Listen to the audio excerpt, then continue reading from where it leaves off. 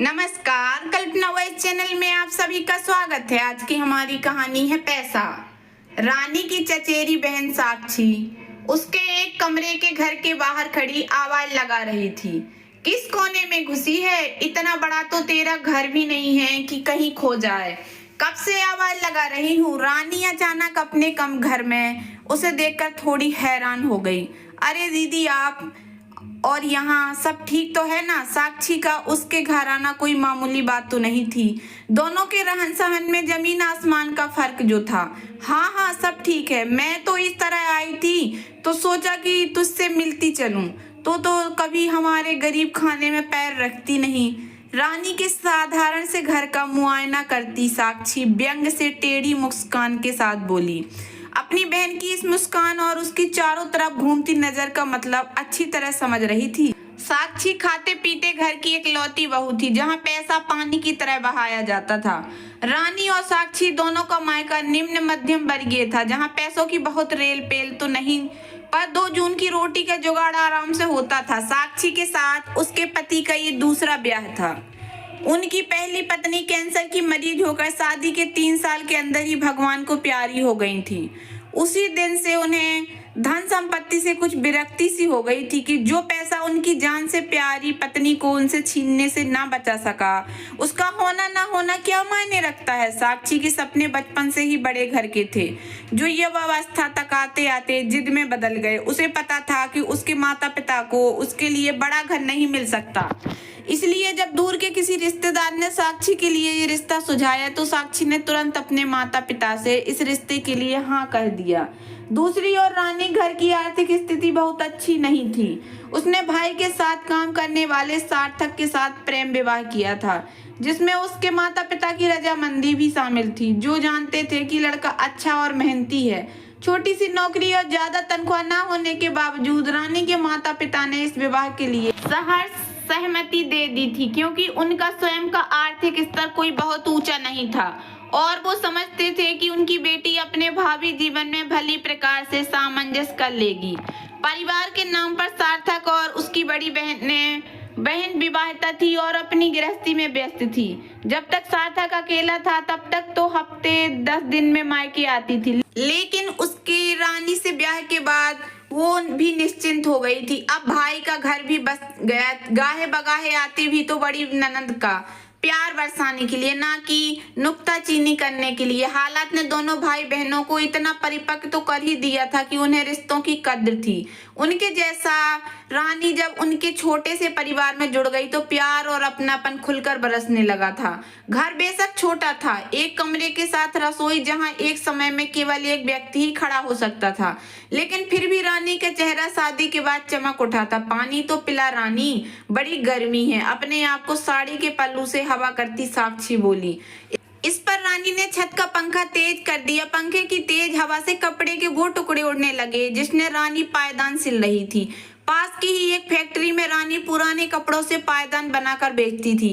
कपड़े फैक्ट्री वाले मुहैया कराते थे और घर बैठे रानी को कुछ आमदनी हो जाती थी। कपड़े उड़ते देखकर साक्षी के चेहरे पर उपहास उड़ाने वाली मुस्कुराहट आ गई। उसने पानी का एक घूंट पीते ही बुरा सा मुंह बनाया। हाय, मुझे तो याद ही नहीं रहा कि तेरे घर में फ्रिज नहीं है। रहने दे, मुझसे नहीं पिया जाएगा ये पानी। अब आदत नहीं रही ना। साक्षी की चुभती बातें सुनकर रानी का सब्र धीरे धीरे खत्म हो रहा था। मन किया कि कह दे 22 साल तक बड़े घड़े का पानी पीने की आदत तो एक दिन में ही छूट गई थी आपकी। अब तो फिर भी 5 साल हो चुके हैं। पर बहन का लिहाज कर चुप रही। उसने औपचारिकता बस चाय के लिए पूछा, लेकिन जैसे ही उसे उम्मीद थी साक्षी ने मना कर दिया। रहने दे, इतनी गर्मी में कौन चाय पिएगा? यहाँ एसी तो है नहीं। कैसे रहती है तू यहाँ? इस बार रानी का सब्र जवाब दे गया। उसने उसके मुंह से निकल ही गया, वैसे ही जैसे पहले आप भी रहती। तब की बात और थी रानी, अब तो मैं 1 मिनट भी नहीं रह सकती एसी के बिना। फिर तो आपने यहाँ आकर गलती कर दी दीदी, क्योंकि एसी तो छोड़िए, मेरे घर में तो कूलर भी नहीं है। अरे तू तो नाराज हो गई। रानी, मैं तो तुझसे मिलने आई हूँ, तू कहे तो चली जाती हूँ। अपनी बड़ी बहन की बात सुनकर रानी चुप लगा गई।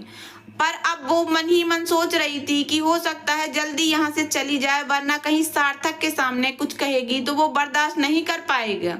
वैसे भी उसकी ट्यूशन क्लास का टाइम होने वाला था। सार्थक के साथ कंधे से कंधा मिलाकर चलने वाली रानी अपने खाली समय का भरपूर सदुपयोग करती थी। सिलाई के काम के अलावा मोहल्ले के कुछ बच्चे उससे ट्यूशन भी पढ़ते थे, जिससे उसकी अच्छी आमदनी हो जाती थी। साक्षी वहां आधे घंटे तक बैठी रही और साथ ही साथ किसी न किसी तरह रानी को नीचा दिखाने की कोशिश करती रही। अब तक साक्षी की बातों को तंग आ चुकी रानी ने उत्सुकता से पूछा, दीदी आपके ड्राइवर को तो कुछ पानी वानी पिला दो, बेचारा गर्मी में आपका इंतजार कर रहा है। यह सुनते ही रानी के पड़ोसी का लड़का, जो उसी समय चाय पत्ती मांगने आया था, बोल पड़ा, आंटी तो ऑटो में आई हैं। सुनकर रानी ने आश्चर्य से बहन की तरफ देखा। साक्षी के चेहरे का फीका पड़ चुका रंग कई बातों की चुगली कर गया, लेकिन वो खुद को संभाल कर बोली, नहीं, ड्राइवर को मैंने यह कहकर भेज दिया था कि पता नहीं मुझे कितना समय लगेगा, लेकिन आंटी मैंने तो आपको ऑटो से उतरते देखा था। लड़के ने फिर वही अपनी बहन की शर्मिंदगी को भांपते हुए रानी ने लड़के को डांटा और अपना मुंह बंद कर रखने के लिए कहा, लेकिन वो समझ चुकी थी कि उसने अब तक को कुछ भी सुना है वो सब सच था कि उसकी बहन के ससुराल में पैसा बहुत है पर उसका कोई सम्मान नहीं, वरना साक्षी को झूठ बोलने की क्या आवश्यकता थी। यह जरूर तो नहीं कि जिनके पास कारें हैं वो ऑटो में सफर नहीं कर सकते, लेकिन वास्तव में ईर्ष्या की मारी साक्षी अपने मन की जलन को कम करने के लिए और रानी को नीचा दिखाने के लिए आई थी, क्योंकि उसके अमीर ससुराल की सच्चाई तो उसके सामने शादी के चंद दिनों के बाद ही आ गई थी। अब तो उसे उन सुख सुविधाओं का भी लालच नहीं रह गया जिनका नाम लेकर वो रानी का मजाक बनाने का प्रयास कर रही थी। वैसे भी उसे कहीं भी आने जाने के लिए गाड़ी लेकर जाने की इजाजत नहीं थी, क्योंकि अपने पति की नजरों में वो ऐसी औरत थी जो सिर्फ पैसे की लालसा में उनसे शादी करने को राजी हो गई थी। साक्षी इसे नकार भी नहीं सकती थी, क्योंकि सच भी तो यही था, वो केवल अपने सास ससुर की सेवा करने के लिए लाई गई थी, बाई थी। पति के प्यार के लिए तो वो आज भी तरस रही थी। साक्षी को यह भी पता था कि रानी का पति उसके पैरों तले फूल बिछाता था और वो यही देखने के लिए आई थी कि कोई बिना पैसे के इतना खुश कैसे रह सकता है। शर्मसार होकर साक्षी घर जाने के लिए उठी ही थी कि रानी का पति सार्थक घर आ पहुंचा। घर में घुसते ही उसने रानी को पुकारा, देखो क्या बनवाया है तुम्हारे लिए। मशीन चलाते समय कंधा दुखने लगा था ना, मशीन के पैर लाया हूँ और साथ में मोटर भी, अब तुम्हें सिलाई करने में आसानी होगी।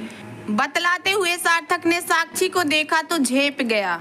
माफ कीजिएगा दीदी, आपको देखा नहीं मैंने, वो बोल रहा था, लेकिन साक्षी का सारा ध्यान उस मोटर और मशीन के पैरों पर था। साक्षी के घर के भारी भरकम सजावटी सामान की तुलना में ये दोनों चीजें बहुत मामूली थीं, पर फिर भी अनमोल थीं, क्योंकि इसमें रानी के पति का प्यार छिपा हुआ था। नम आंखें लिए साक्षी बिना एक शब्द बोले रानी के घर से निकल गई।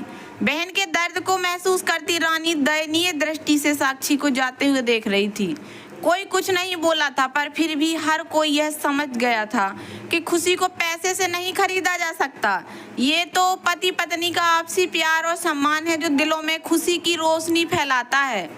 कई बार हम दूसरों के घर की सुख सुविधाओं को देखकर अपने आप को कमतर आंकने लगते हैं, खास तौर पर तब जब हम वो सुविधाएं जुटाने में असमर्थ होते हैं। लेकिन सच तो यह है कि घर में मौजूद महंगे से महंगा सामान प्यार की तुलना में बहुत सस्ता होता है।